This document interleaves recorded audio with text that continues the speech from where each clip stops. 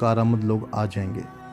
ان تمام پیش گوئیوں، خراسان کی سرزمین کی بشارتوں، امام مہدی کے لیے نصرت کے لیے نکلنے والے قافلوں کی گونج ہمیشہ یہاں سنائی دیتی رہی۔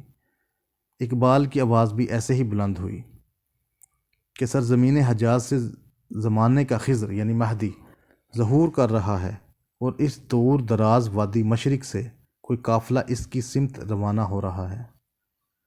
ان کیفیات میں پاکستان جیسے نظریاتی ملک کا 1947 میں معرض وجود میں آنا اور پھر تمام تر مشکلات کے باوجود اس کا ایٹمی طاقت بننا بہت بڑی نشانیاں ہیں۔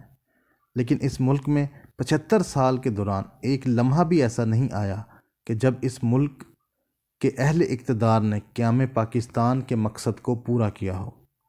اس تمام عرصے میں اس مملکت خداداد کا قبلہ ہمیشہ حجاز کی طرح بجائے واشنگٹن ہی رہا۔ اگر واشنگٹن نے ہمیں حجاز کی طرف رخ موڑنے کی اجازت دے دی تو ہم نے بھی گردن گھما دی، لیکن اگر واشنگٹن نے کہا اب رخ واپس پھیر لو تو ہم نے منہ موڑا اور پھر پلٹ کر بھی اس طرف نہ دیکھا۔ ہم اس وقت حالت سزا میں ہیں، ہم کفران نعمت کے سزاوار ہیں۔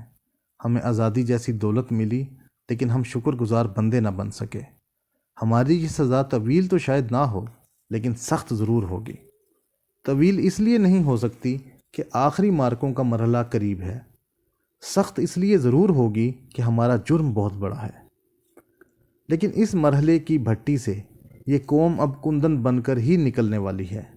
10 اپریل 2022 کو اس قوم نے باہر نکل کر اس بات کا اعلان کر دیا تھا کہ ہمیں 75 سال سے واشنگٹن کے کہنے پر نچایا گیا، لیکن اب ہم نہیں ناچیں گے۔